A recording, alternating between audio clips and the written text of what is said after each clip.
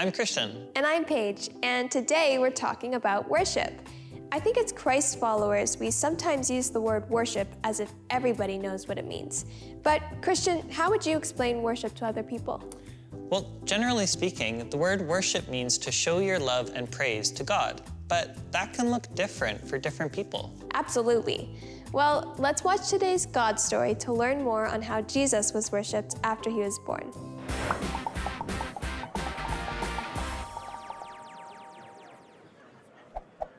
The wise men brought gifts to baby Jesus. One said, "I brought gold." The other one said, "I brought myrrh." The last one said, "I don't know, Frank sent this."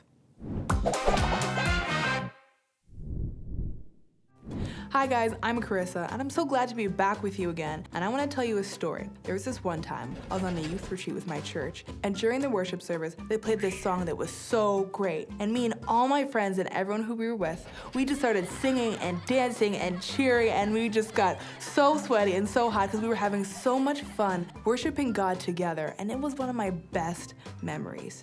Worship is one way that we can show God how much we love Him, and we can do this in so many different ways. God's kingdom is really different than any kingdom we've ever seen on earth. We'll see kings, they'll rule for a few years in like a country here or a country there, but God's kingdom lasts forever, and it is way more amazing than any kingdom we've ever seen. Because we know that Jesus is such an amazing king and that God is so good, we can worship Him with everything we have. And that brings us to our big idea. Let's worship King Jesus. So we started this series talking about a guy named Daniel and a kingdom that would last forever. And this king would have all authority, all glory, and a kingdom. And that's right, you guessed it, this guy is Jesus. We learned that Jesus came from a long line of people who were waiting for this promised king. Last time we learned about Mary and Joseph, learning that Jesus was going to be their son, and about his amazing birth. After Jesus was born, wise men from the east came to Jerusalem. Now, do you remember the wise men who served the king in Daniel's story? Well, these guys would have been really similar. The wise men asked, "Where is the child who's been born to be king of the Jews? We saw his star and we have come to worship him." Now, when King Herod heard this, he was so upset, because if another king was born, that means it's going to threaten him being king. So he called together all the chief priests of the people and the teachers of the religious law. He asked them where the Messiah, the rescuer, and the king was supposed to be born. Let's read what they said. "In Bethlehem in Judea." They replied, "This is what the prophet has written. He said, 'But you, Bethlehem, in the land of Judah, are certainly not the least important among the towns of Judah. A ruler will come out of you. He will rule my people Israel like a shepherd.'" Okay, let me explain. The chief priests and the teachers of the law and the smartest of the Jewish people knew that the rescuer and the Messiah would be born in Bethlehem because of a prophecy that was made by a guy named Micah. When Herod discovered this, he called the wise men to meet him in secret. He found out when the star appeared and sent them to Bethlehem to go find the child. He told them that when they found the baby to report back to him because he wanted to worship him too. But that was just a lie. He didn't want to worship the baby, he wanted to get rid of the baby. So the wise men left and they followed the star, and it led them to the place where the baby was. When they saw the star, they were filled with joy. Isn't that amazing? So the wise men showed up at the house. But wait, most of the time we see the wise men showing up to the manger. But really, by the time they got there, Jesus was already a small child. So when they got there, they saw the child with his mom, which was Mary, and they bowed down and worshipped him. They opened up the treasures they brought him: gold, frankincense, and myrrh. Now back then, gifts like that were meant to honor a king. Gold, frankincense, and myrrh. Even in the gifts they were bringing, they were showing how much they were honoring Jesus as king. Now wait, I can't forget to mention, they didn't end up going back to King Herod to report. They went to their own countries because God had warned them in a dream not to go back to Herod. Even though the wise men didn't fully know who Jesus was, they knew he was somebody important, an important king. They actually knew this before most people. And what did they do? They came to worship him. You know what? I think this is a great example of how we should live too. So in this coming year, let's do that. Let's worship King Jesus. Guys, thanks for hanging out with me today, and I can't wait to see more of you in the brand new year. I find it fascinating that the wise men knew that a king was born, and even though they found him in very simple circumstances and not in a palace or a place where you would expect a king to be, they trusted the star and gave Jesus gifts that was meant for a king. Yeah, they worshipped him by giving him treasures without even fully understanding who he was. Well, we may not have gold or myrrh, but we can worship Jesus with what we have. Absolutely. And that can be in the way we live or how we love others. We looked at different ways some of our friends worship Jesus. Watch this. I don't know about you, but growing up, I always thought of worship as singing songs or playing music. As I grew older, I realized that I can actually worship God through the way that I live. I can worship God through anything that I do. And I was thinking about the people who have previously shared their stories with us. People like Nathan, and how he worships God through the things that he does. Let's watch this. I definitely feel a connection with God when I cook, because that's where my creativity comes from.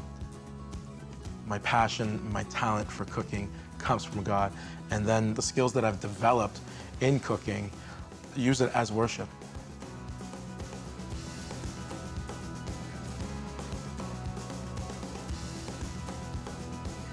I just believe that God smiles down when you're using all your talents, whatever it is.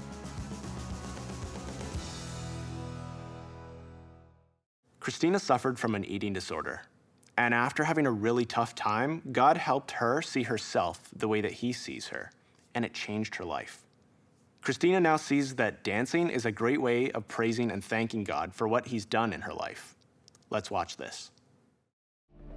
I really felt like God loved me back to life, but that was a process. And, I really felt there were many steps in that and many challenges. Like I had to stop dieting and just let go of trying to be this perfect weight. I had to stop criticizing my body out loud and, telling myself I'm fat and telling myself, I need to lose weight. And I really noticed a difference when I let go of those things. When I stopped that negative talk, I felt freer, lighter. And I also realized that I had to change my relationship with food and with exercise. It was so negative in the past and associated with just guilt and fear. And I really started to see it differently as worship and as enjoyment. And God just gave me the grace to enjoy those gifts that he gave us and to just really live life to the fullest. It was a long journey, but when I look back, as dark as the darkness was and as destructive as the self-hatred was and believing those lies, the love of God and the truth that set me free was even more powerful and did more in my life than I could ever imagine. God says that he gives us beauty instead of ashes and instead of sadness. Our joy can be double portion, and I've definitely experienced that. And the future is way brighter than the past. Jordan is a rapper and uses words and music to show his love for Jesus. You don't want to miss this. For a long stretch of my life, I believed I didn't have a story. Not only has God opened my eyes up to see the truth that I play an important role in his story, but he's also given me a platform through my gifts to share my story with others. Yeah, I'm praying, petitioning, chasing and visioning days when the great will switch to a greater display of vividness. When every individual stricken, facing addiction is filled with an inexplicable fix of grace and upliftment to get them high. Throw them a rope when the pressures rise. Mourners testify, hoping Jehovah will never die. Those who quest to find treasure will know that it rests inside. We can worship God by singing and praying and showing our love and respect to him. But remember, we can worship God every day of our lives by loving others and by becoming the people that he created us to be. Peace. Yo, Jay, tell them what we doing, man. I'm dreaming. My homie gon' get saved, cause I know he's coming back up. I'm dreaming. That was awesome. So Nathan worships God through his cooking, Christina worships God through dancing, and Jordan worships God through his music. That's amazing. Well, it's time to break into our small groups now, and let's see what this would look like in our own stories. Peace out.